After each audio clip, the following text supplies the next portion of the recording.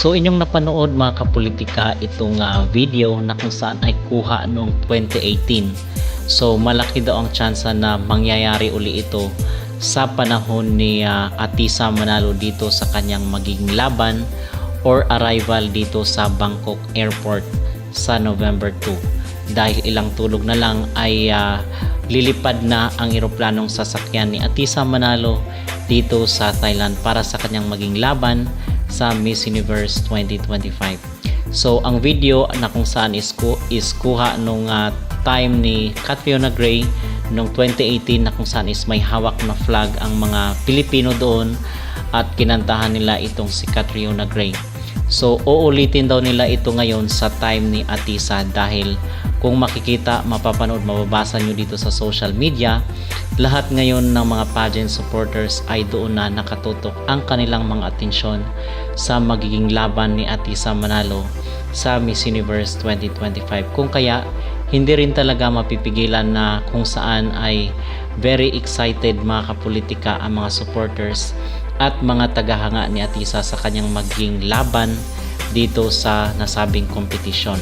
So para sa akin yung aking maging comment or maging advice ito kay Atisa Manalo ay wag lang siyang mag-pressure kasi lahat nga all eyes, most especially ang mga Pinoy ay mataas ang standard pagdating sa mga beauty contest. So lahat nakatutok sa kanya at sigurado yan na pag merong konting mali is merong mga negatibong komento. So wag siyang magpa-apekto, basta ang pinaka-importante lang talaga dito ay yung tinatawag na confidence at maging positibo lang din siya anuman ang maging resulta ng kompetisyon. Kasi kung makikitaan niya ng pressure ay baka hindi niya na ma-execute yung game plan, yung mga ni-rehearse nila, yung mga pre-practice nila na ilang buwan ay baka mauwi lang sa wala ang lahat. So dapat is kung ano yung in-advise sa kanya ay yun ang kanyang susundin, at the same time ay makikipag-friend din siya dito sa mga kapwa niya candidate para katulad nung ginawa ni Emma Tiglao dito sa Miss Grand International.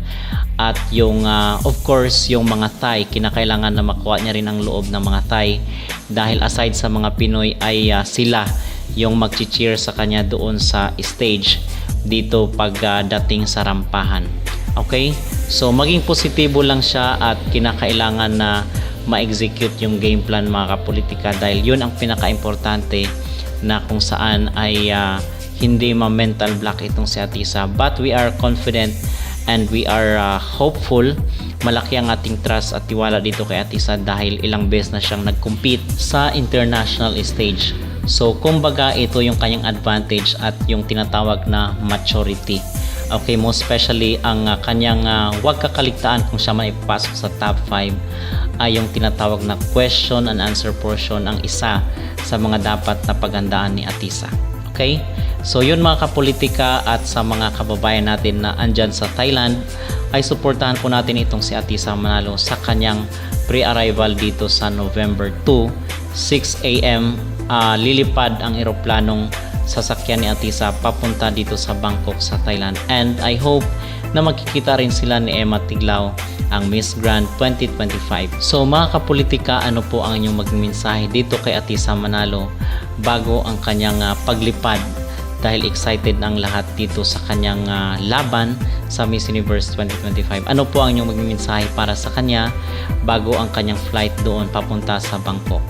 Mag-comment down below at huwag kalimutang mag-like at mag-subscribe na rin kayo para updated kayo sa ating mga latest issue.